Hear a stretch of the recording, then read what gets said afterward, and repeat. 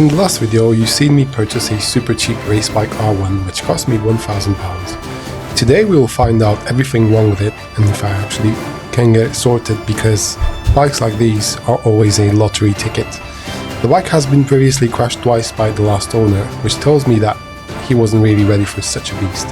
As you can see, the engine covers are damaged on both sides, the bike is very dirty, fairings are cracked, so I had to take them off in order to inspect the other parts of the bike.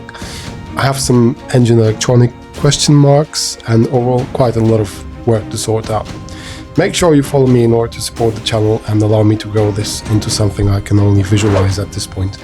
Any tips are more than welcome, and let me know what sort of content would you like me to make. Write it down in comments. So basically this is the bad news.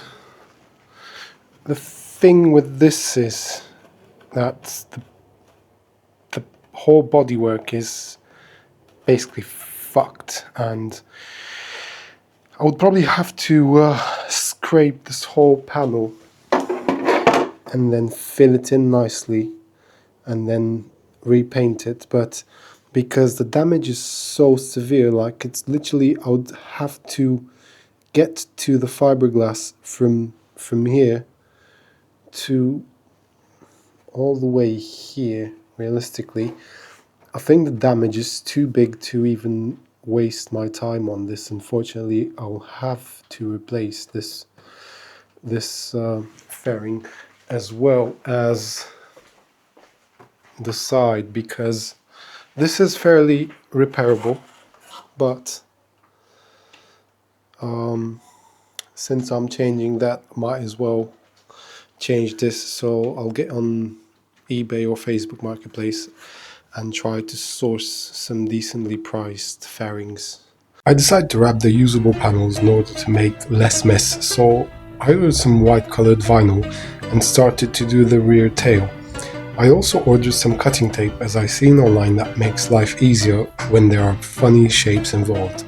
I have wrapped small parts in the past, mostly for cars, and to be frank, every single time I attempted to do a larger job, I failed miserably. Well, this is how the tail looked after probably an hour of struggling with it, so I didn't really like it, so I took it off and did this panel instead.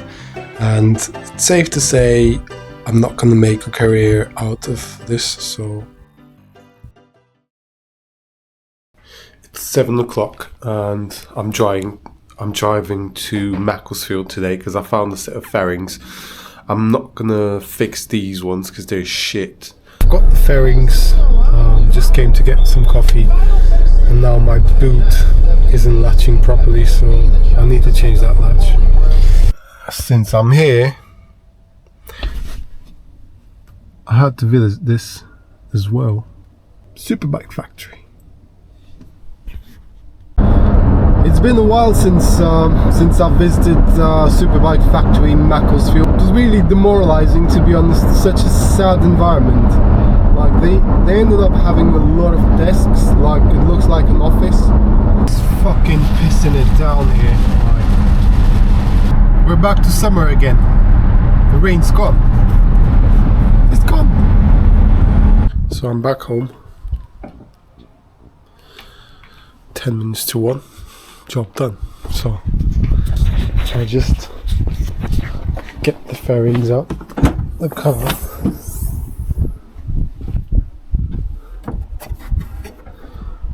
and yeah, mission accomplished. Now we'll probably have to paint this. I don't know, probably. Today I'll be running a couple of tests on the track bike, because I started yesterday and the oil light came on again, and I've learned that this bike doesn't have an oil level sensor, it only has an oil pressure sensor, and if I have an oil pressure issue, there's no point in working on this bike anymore, and I'll just have to sell it for parts, because it might mean the engine's shot. I don't know if the person that owned it before me ran it on low oil, because I had to top up quite a large amount of oil, so I'll be finding out more today. But yeah, it's not looking good at all. So I'll just start the bike and show you what it does. So basically, start it up.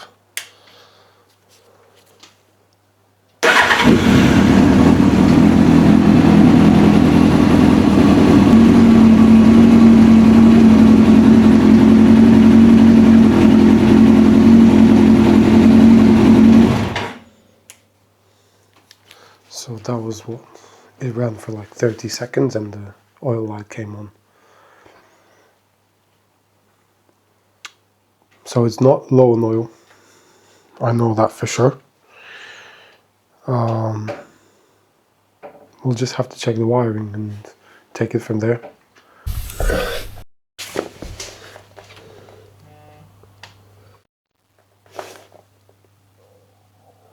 So this is where the sensor is.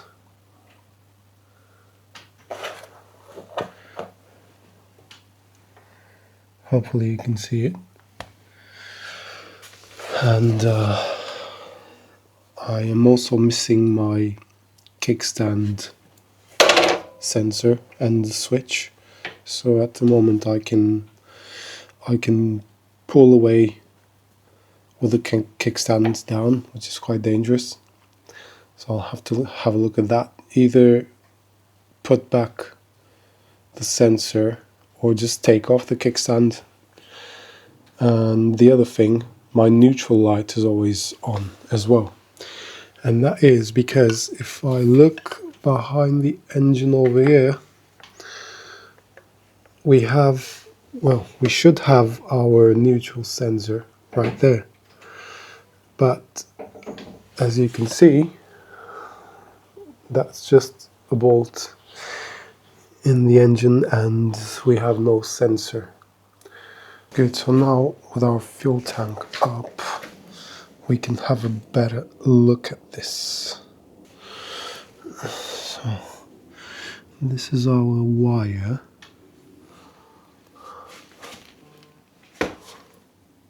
Okay, so this is it.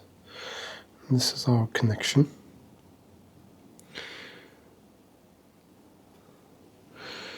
So now let's try turning on the ignition and see if we still get the oil pressure light on, because that would be an important confirmation that we actually have an electrical issue. There you go. So we still get that light on, okay, which tells me that the actual oil pressure in the engine is okay. So now we just need to figure this out, but the problem is, this being a track bike, it's had a lot of its electronics ripped out, so it's gonna be a bit of a problem fixing it, because one, I'm terrible at this, and second, so if we just disconnect it, maybe, I don't know, maybe clean it a bit, clean these terminals. Also, it looks quite stretched out, if I'm honest. So I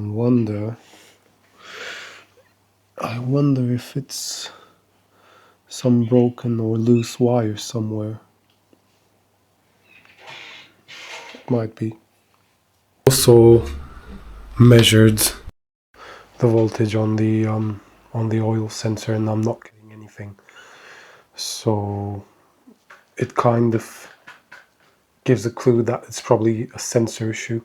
So just to test that we don't have a bad connection in between my sensor and the main harness, I separated them.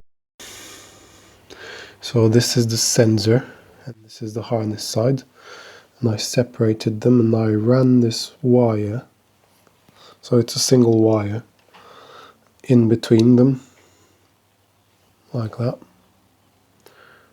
And now I'll try and see if the light comes on again. And if it is, most likely we probably need a different sensor.